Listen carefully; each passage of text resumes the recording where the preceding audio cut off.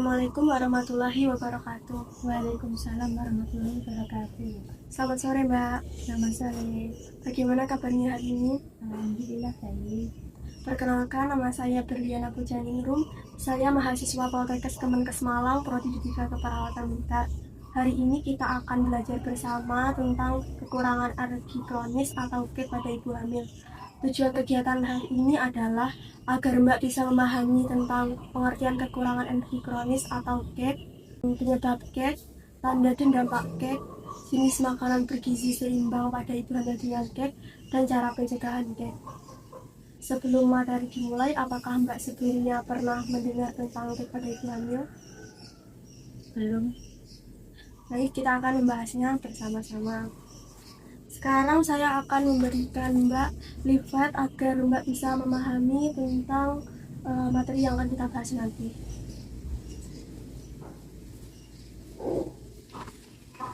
Jadi materinya itu yang pertama ada pengertian KEK. KEK itu merupakan kondisi kekurangan gizi atau kekurangan makanan yang berlangsung cukup lama atau menahun dan menyebabkan gangguan kesehatan sehingga kebutuhan zat gizi pada ibu hamil tidak terpenuhi. KEK ini ditandai dengan ukuran lengan atas atau lila kurang dari 3,5 cm. Selanjutnya ada penyebab KEK ini. Yang pertama ada pola makan, yaitu pola makan yang tidak seimbang dan tidak sesuai dengan kebutuhan gizi. Yang kedua ada riwayat pendidikan, karena ketidaktahuan dan kurangnya informasi tentang pentingnya pemenuhan gizi. Yang ketiga, pendapatan keluarga. Jika pendapatannya rendah, maka berisiko tidak tercukupi kebutuhan gizi yang baik. Yang keempat, pengetahuan ibu. Ini berpengaruh pada pemilihan makanan yang akan dikonsumsi oleh ibu. Yang kelima, usia. Usia kurang dari 20 tahun dan lebih dari 35 tahun ini merupakan usia yang berisiko tinggi terhadap kehamilan. Yang keenam, paritas terkait jumlah anak yang pernah dilahirkan. Yang ketujuh, penyakit infeksi, yaitu dapat mengganggu fungsi penyerapan di saluran pencernaan dan menurunkan nafsu makan. Selanjutnya, tanda dan dampak KEK.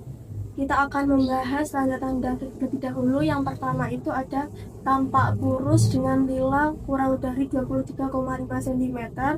Yang kedua, ibu menderita anemia dengan HB kurang dari 11 gram per desiliter. Yang ketiga, lemah, letih, lesu, dan lunglai. Yang keempat, bibir tampak pucat. Yang kelima, napas pendek. Yang keenam, denyut jantung meningkat. Yang ketujuh, susah buang air besar. Yang kedelapan, nafsu makan menurun. Yang kesembilan, terkadang pusing. Dan yang kesepuluh, mudah mengantuk. Selanjutnya, untuk dampak dari KEK ini ada 3, yaitu terhadap ibu, terhadap persalinan, dan terhadap janin.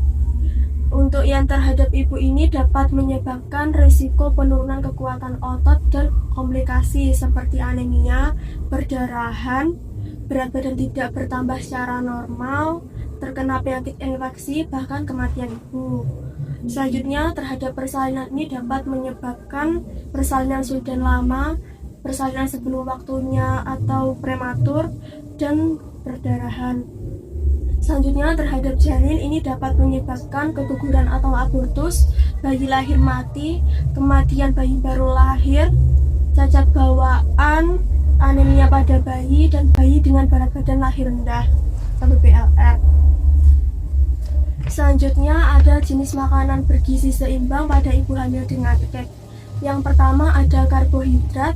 Ini berasal dari pati dan serat seperti nasi, roti, singkong, ubi jalar, pasta, sagu.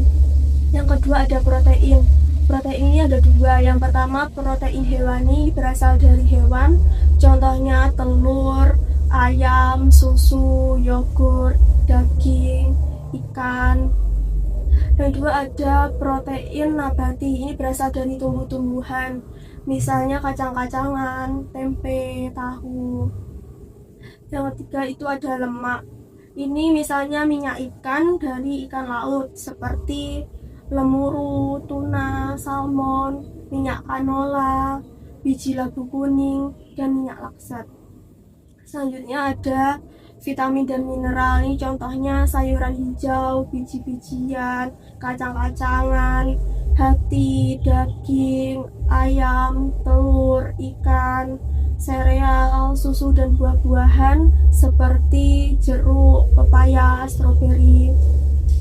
Dan yang terakhir itu ada air. Ibu hamil dianjurkan untuk meningkatkan asupan cairan sebanyak 500 ml per hari dari kebutuhan orang dewasa, yaitu 2 liter per hari atau setara dengan 8 gelas per hari.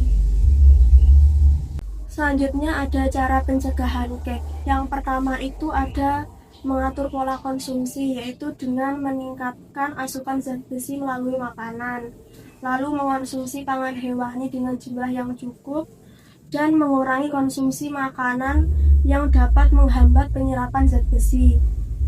Yang kedua, suplementasi, yaitu dengan minum tablet zat besi atau tablet tambah darah, tablet asam folat, dan multiple micronutrient suplemen atau MMS untuk mencegah terjadinya anemia dan kekurangan gizi pada ibu hamil. Yang ketiga, dukungan lingkungan seperti keluarga atau kelompok ibu hamil diperlukan dalam upaya penurunan kejadian anemia. Yang keempat, screening anemia ini dilakukan pada waktu yang berbeda selama kehamilan, seperti pada usia 12, 26, dan 36 minggu, serta pemberian pengobatan tepat waktu. Yang kelima, dukungan tenaga kesehatan. Ini berperan dalam memberikan promosi kesehatan melalui pendidikan kesehatan yang sesuai. Ini untuk memberikan pengetahuan mengenai kehamilan kepada ibu hamil. Yang keenam ada PMT ibu hamil. Ini merupakan pemberian makanan tambahan bagi ibu hamil berupa biskuit lapis yang dibuat secara khusus dan ditambahkan vitamin serta mineral. Yang ketujuh, KIA ibu hamil. Ini untuk meningkatkan komunikasi, pemberian informasi, dan edukasi pada ibu hamil untuk menambah pengetahuan ibu hamil mengenai kehamilan. Yang kedelapan, pantau dan periksa kehamilan melalui ANC atau antenatal care. Ini bertujuan untuk meningkatkan kesehatan fisik dan mental ibu hamil secara optimal. Baik, dari materi yang sudah kita bahas bisa disimpulkan bahwa kekurangan energi kronis merupakan kondisi kekurangan gizi yang berlangsung cukup lama dan berdampak pada ibu, persalinan, dan janin. Oleh karena itu, ibu hamil bisa mengonsumsi makanan bergizi seimbang, memeriksakan kehamilan secara rutin, minum tablet tambah darah secara teratur, dan menerapkan pola hidup sehat untuk mencegah kek selama kehamilan. Sekarang saya ingin bertanya kembali mengenai materi yang sudah kita bahas tadi. Apa saja cara pencegahan kek pada ibu hamil? Yang pertama, mengatur pola konsumsi. Yang kedua, suplementasi, tambah zat besi, tablet asam folat untuk mencegah terjadinya anemia dan kekurangan gizi pada ibu hamil. Yang ketiga, dukungan lingkungan seperti keluarga dan kelompok ibu hamil diperlukan dalam upaya penurunan kejadian anemia. Wah, bagus sekali Mbak, jawabannya sudah tepat. Sebelum kegiatan hari ini kita akhiri, saya ingin buka sesi tanya jawab. Apakah ada yang ingin ditanyakan? Mau tanya kalau apa itu normalnya HB orang hamil itu berapa ya kira-kira? Baik, jadi normalnya HB untuk ibu hamil itu lebih dari 11 gram per desiliter. Semoga Mbak tetap semangat untuk menjaga kesehatan selama kehamilan dengan mengonsumsi makanan bergizi seimbang, memeriksakan kehamilan secara rutin, dan menerapkan pola hidup sehat untuk menjaga kesehatan ibu hamil dan pertumbuhan janin tetap optimal. Terima kasih atas perhatiannya hari ini. Semoga dari materi yang kita bahas bisa bermanfaat dan dapat diterapkan dalam kehidupan sehari-hari. Ada kurang lebihnya saya mohon maaf. Wassalamualaikum warahmatullahi wabarakatuh. Waalaikumsalam warahmatullahi wabarakatuh.